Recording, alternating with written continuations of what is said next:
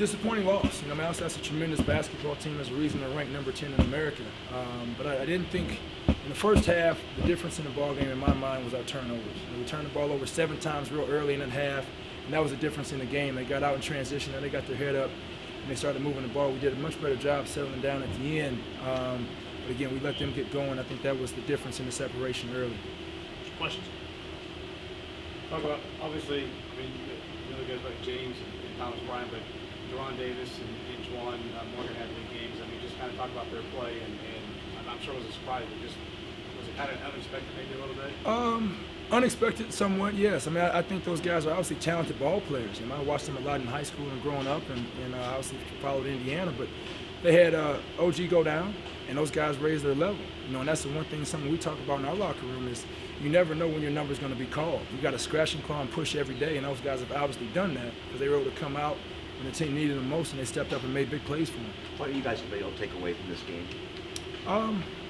Our takeaways are going to be that we got to defend first. That's something that we've struggled with to do consistently. I think we did a pretty sound job guarding them. We did a really good job on their guards. Their lead guards really didn't hurt us in this ball game. We lost Johnson a couple times for threes, midpoint of the second half in there. But for the most part, we did a pretty sound job defensively on some really good ball players. So now if we can bottle that up, that defensive mindset, and carry it with us 40 minutes, we'll be able to do some things. What's your impressions of Indiana? A great team. Honestly, I really think they're a high-level offensive team.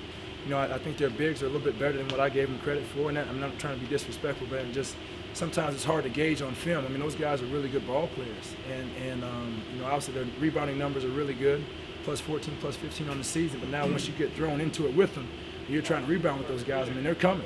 They're relentless on the backboards, and that's going to win them a lot of games. If you can defend and rebound at a high level, you'll win a lot of games. What's your relationship with Coach Green? Oh, great. Special relationship. I think that's why we played this game, and it's honestly not an easy game to play. We're both competitors, and when that ball tipped, we both wanted to win the game. But at the same time, he didn't really want to beat me, and I didn't really want to beat him. You know what I mean? So we've got a really good relationship, and he's been a big part of my growth, as a head coach in this profession. And I've learned a lot from him, so we'll continue to keep tabs and keep in touch for sure. Jon, what are the advantages to them of playing their two centers on the court at the same time, Davis and Bryant? Man, first and foremost, offensive rebounding.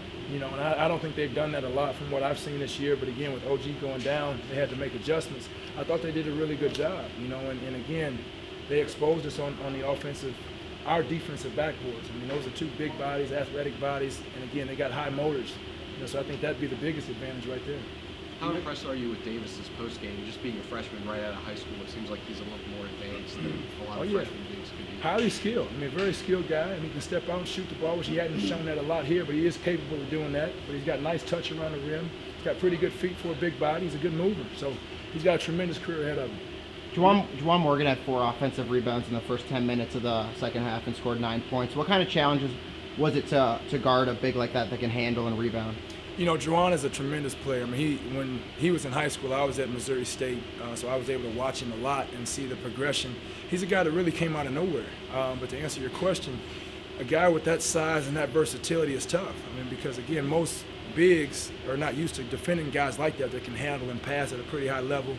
He did a tremendous job putting the ball on the floor tonight, and I think he's a big part of what they do. He's one of those guys that can kind of fly under the radar, but he always makes winning plays, and you got to have guys like that on your roster. You mentioned the turnovers in the first half. The second half, I think you guys had any maybe until like the very end of the game. What kind of changed? Was it just your guys settled in, or what was the kind of the difference? Yeah, I think we just settled into it, honestly, and that's something I just said to my guys in there. We have 9 turnovers in the first half, and we played really probably 19 minutes in the second half and didn't turn the ball over. And I told them, that's the same team we played in the first half. Same defense, same pressure. We just made better decisions. We settled into the environment a little bit and made some better choices with the basketball. So this is a tough game.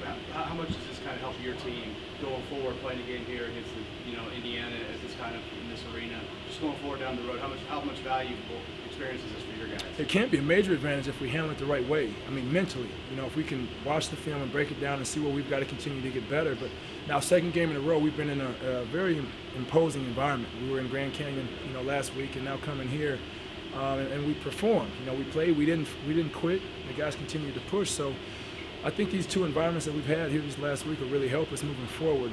We just got to continue to push. Thanks, Coach. Thank you so much.